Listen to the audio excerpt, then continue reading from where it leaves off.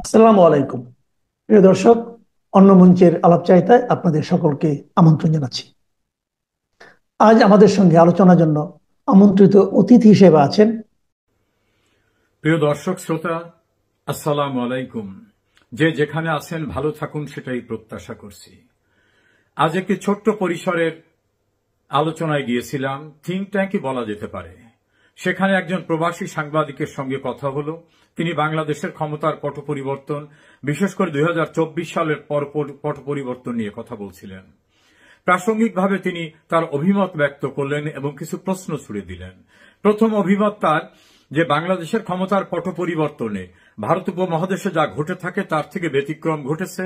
এই ক্ষেত্রে সেনাবাহিনী ইতিবাচক ভূমিকা পালন করেছে এবং তিনি ক্রেডিট দিতে চাইলেন সেনাপ্রধান জেনারেল ওয়াকারুজ্জামানকে, যে কোন রকম রক্তপাতহীন ক্ষমতার পরিবর্তনে সবচেয়ে গুরুত্বপূর্ণ দায়িত্ব পালন করেছেন সেনাবাহিনী এবং বিশেষ করে সেনাপ্রধান জেনারেল ওয়াকারুজ্জামান। তারপর যে প্রসঙ্গটা নিয়ে আসলেন যে বাংলাদেশের ক্ষমতার পট পরিবর্তন নিয়ে অনেক আলাপ আলোচনা হচ্ছে, কিন্তু যে প্রশ্নগুলোর এখনো সদুত্তর মেলেনি সেটা তিনি আলোচনায় নিয়ে আসলেন। প্রথম বললেন তিনি যে বাংলাদেশের আইন অনুযায়ী সেনাবাহিনী প্রতিরক্ষা মন্ত্রণালয়ের অধীনে। প্রতিরক্ষা মন্ত্রণালয়ের মন্ত্রী বাংলাদেশের প্রধানমন্ত্রী শেখ হাসিনা এবং রাষ্ট্রের প্রধান রাষ্ট্রপতি মোহাম্মদ শাহাবুদ্দিন। তো এই অস্থির সময় যখন বাংলাদেশে চলছে তখন শেখ হাসিনা অর্থাৎ প্রতিরক্ষা মন্ত্রণালয়ের প্রধান বারবার সশস্ত্র বাহিনী, পুলিশ বাহিনী, এনএসআই, ডিজি, র্যাব বিভিন্ন যারা তাদের ডেকেছেন, তাদের সঙ্গে আলাপ আলোচনা করেছেন, তিনি তার পরামর্শ দিয়েছেন। সেই পরামর্শগুলি তারা নিশ্চয় নিয়েছে, অন্যথায় তার সামনেই তারা সেগুলোকে নাকচ করতে পারত। বাংলাদেশের স্বরাষ্ট্রমন্ত্রী আসাদুজ্জামান কামাল তার একটা ইন্টারভিউতে বলছেন যে 5 তারিখের আগে অর্থাৎ 4 তারিখ রাতে, গভীর রাতেও প্রধানমন্ত্রীর সামনে যখন আলাপ আলোচনা হয় সেখানে পুলিশ প্রধান ছিলেন, সেনা প্রধান ছিলেন, সেখানে বিকল্প কোনো ব্যবস্থা যাতে না রাখা হয় সেজন্য সেনা প্রধান বলছিলেন যে আমার উপর আস্থা রাখেন। স্বরাষ্ট্রমন্ত্রীর ভাষায় তিনি বলছিলেন যে আপনি কি ঢাকার দায়িত্ব নিলেন, গণভবনের দায়িত্ব নিলেন, মাননীয় প্রধানমন্ত্রীর নিরাপত্তার দায়িত্ব নিলেন? সেনা প্রধান বলছেন সব দায়িত্ব আমার উপরে। তখন তিনি তার পুলিশ বাহিনীর প্রধানকে বললেন, ঠিক আছে, আপনি তাহলে সেনা প্রধানকে অনুসরণ করেন, অর্থাৎ তার সঙ্গে থেকে কাজ করেন। এই যে একটা পার্ট। পরের দিন সকালে দেখা গেল যে বাংলাদেশের বিভিন্ন অঞ্চল থেকে যে মব আসতেছে ঢাকায়, যেখানে সেনাবাহিনীর ব্যারিকেড ছিল উত্তরা, যাত্রাবাড়ি, সাইদাবাদ, গাবতলী, সবখানে সেনাবাহিনীর দায়িত্বরত যারা তারা ছেড়ে দিলেন, অর্থাৎ মানুষকে এগিয়ে আসতে দিলেন। পুলিশ তখনও ঘটনা জানে না, কাজে পুলিশ তখনও বাধা দেওয়ার চেষ্টা করে তারা মবের মুখে পড়ছে এবং নির্মম হত্যাকাণ্ডের শিকারও তারা হয়েছে। কিন্তু সেনাবাহিনী নিশ্চয়ই যখন এটা ছেড়ে দিয়েছেন, কোনো না কোনো ইনস্ট্রাকশন বা সিগন্যাল না পেলে তারা এটা ছেড়ে দেওয়ার কথা না।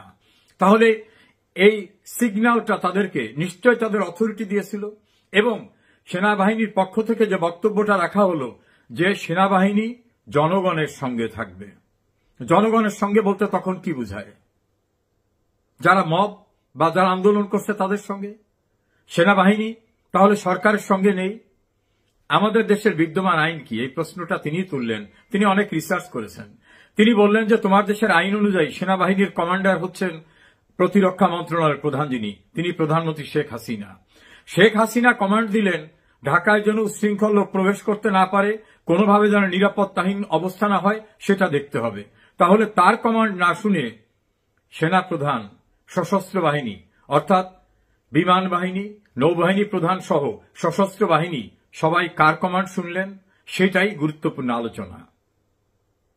জেনারেল আকবরকে সেনাপ্রধান বলছিলেন যে আপনি রাজনৈতিক নেতাদের সঙ্গে যোগাযোগ করেন, তাদেরকে রেডি হতে বলেন। এটা বলেছেন তিনি 4 তারিখে। অর্থাৎ রাজনৈতিক নেতৃবৃন্দকে যোগাযোগ করার জন্য জেনারেল ওয়াকারুজ্জামান দায়িত্ব দিলেন কাকে? অবসরপ্রাপ্ত মেজর জেনারেল ফজলে এলাহি আকবরকে। ফজলে এলাহি আকবরকে তিনি আওয়ামী লীগের প্রতিদ্বন্দ্বী বিএনপি, সেই বিএনপি প্রধান যিনি বেগম খালেদা জিয়ার প্রতিরক্ষা বিষয়ক উপদেষ্টা। তাহলে প্রশ্ন আসছে যে বাংলাদেশের সেনা প্রধান তার কমান্ডার অর্থাৎ প্রধানমন্ত্রীর কথা না শুনে তিনি বিএনপি চেয়ারপারসনের উপদেষ্টাকে কেন বেছে নিলেন এবং যাদেরকে ডাকার জন্য বললেন তার ভিতরে জামাত ইসলাম এমন একটি সংগঠন যে সংগঠনটি আইনত নিষিদ্ধ সংগঠন।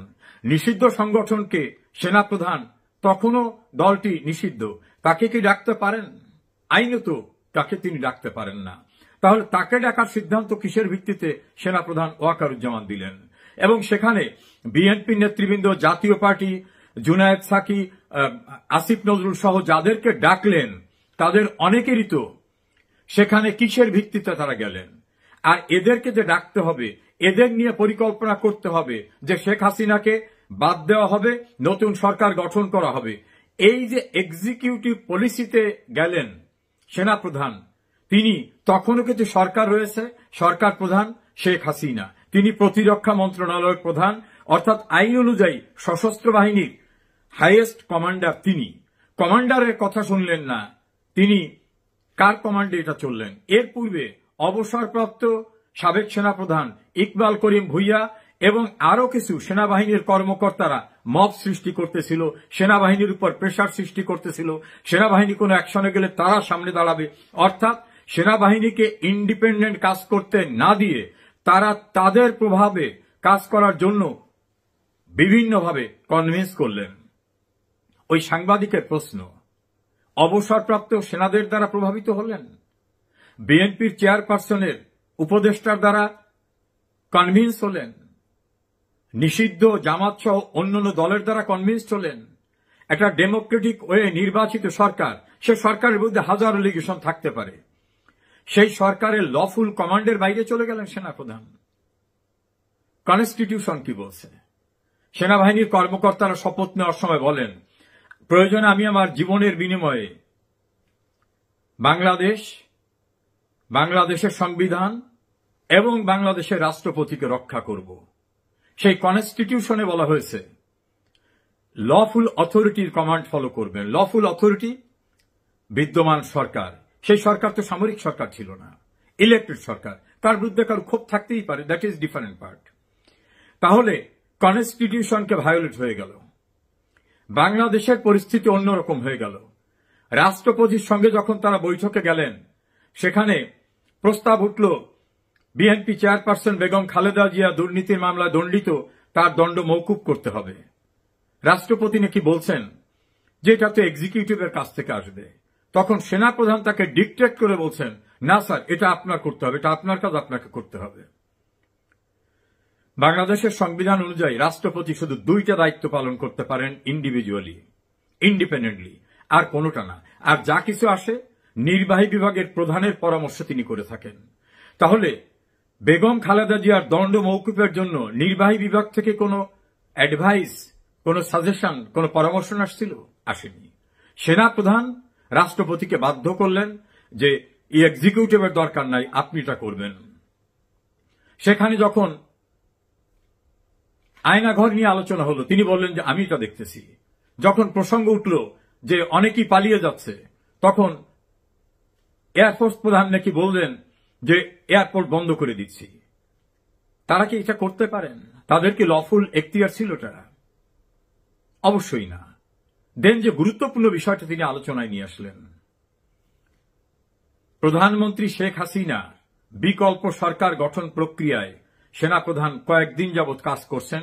তার কাছে প্রাপ্ত রিপোর্ট, অর্থাৎ সাংবাদিকের কাছে প্রাপ্ত রিপোর্ট, তিনি অবসরপ্রাপ্ত সেনা কর্মকর্তা এবং বাংলাদেশে তার বিভিন্ন সোর্স থেকে যেটা তথ্য পেয়েছেন, তাই যদি হয়, এবং তার প্রেক্ষিতে তিনি বিভিন্ন দলের লোকদের ডেকেছেন, সেখানে নির্ভর করেছেন আসিফ নজরুল এবং অন্যদের উপরে, যাদের কোনো লিগ্যাল লফুল অথরিটি নাই, তাদের উপর উনি নির্ভর করলেন। আচ্ছা, ধরে নিই সেটাইকেই তিনি করতে যাচ্ছেন। এই যে এক্সিকিউটিভ একটা পলিসি তিনি করতে গেলেন, এটা করার কি লিগ্যাল অথরিটি তার ছিল? তিনি কি এটা করতে পারেন? তারপর যুক্তির খাতিরে আমরা ধরে নিই তিনি করতে গেছেন। আচ্ছা, উনি বিকল্প একটা সরকার গঠন করার প্রক্রিয়া গেলেন, তাহলে যে সরকারটা বিদ্যমান ছিল শেখ হাসিনা সরকার, সেই সরকারের স্ট্যাটাসটা কি হবে? যদি বিকল্প সরকার প্রধান হয় একজন, তাহলে তো আর দুইজন সরকার প্রধান থাকতে পারেন না। একজন তো প্রধানমন্ত্রী শেখ হাসিনা আসেনি। শেখ হাসিনার জন্য কি ব্যবস্থা তিনি রেখেছিলেন? বিদ্যমান প্রধানমন্ত্রী শেখ হাসিনার জন্য তিনি কি ব্যবস্থা রেখেছিলেন? তাকে কি এরশাদের সরকার পতন হওয়ার পরে ক্যান্টনমেন্টে নিয়ে আটকে রাখা হয়েছিল, গ্রেপ্তার করা হয়েছিল? শেখ হাসিনাকে কি সেটা করা হতো? শেখ হাসিনাকে কি বিদেশে বা অন্য কোথাও নিরাপদে পাঠিয়ে দেওয়া হতো? নাকি শেখ হাসিনাকে তোমার ভাগ্যে যা হয় হোক, তোমাকে তোমার নিয়তির উপরে ছেড়ে দিলাম, সেটাই ডিসিশন ছিল? গণভবন যখন আক্রান্ত হচ্ছে, হাজার হাজার উচ্ছৃঙ্খল মানুষ গণভবনের দিকে আসছে, তখন কি গণভবনকে প্রোটেক্ট করার জন্য সেনাবাহিনীর বিশেষ কোনো টিম ডিপ্লয় করা ছিল? না, ছিল না। তা থাকলে তো তারা গণভবনে ঢুকতে পারে না। গণভবনের গেট তো পাহারাদার যারা ছিলেন তারা ছেড়ে দিলেন। তাহলে মব চলে আসতেছে, সেই মবকে ঠেকাবার জন্য সেনাবাহিনীর পক্ষ থেকে, সেনাপ্রধানের পক্ষ থেকে কোনো স্পেশাল প্রোটেকশনের ব্যবস্থা ছিল না। বাংলাদেশের একজন গণমাধ্যম ব্যক্তিত্বের একটা আলোচনা সভার ভিতরে তিনি বললেন, জেনারেল ওয়াকারের অত্যন্ত ঘনিষ্ঠ একজন ব্যক্তির রেফারেন্স দিয়ে তিনি বললেন, প্রধানমন্ত্রী শেখ হাসিনা যখন বিমানে উঠতে যাচ্ছেন, সেই সময় সেনাপ্রধান তাকে ফোন করে বললেন, স্যার, আপনি আমার উপর আস্থা রাখতে পারলেন না, মব ঢুকে যাচ্ছে গণভবনে। তখনও কি সেনাপ্রধান চাচ্ছিলেন তার উপর আস্থা রেখে শেখ হাসিনা গণভবনে অবস্থান করবেন আর মব এসে যাবে সেখানে?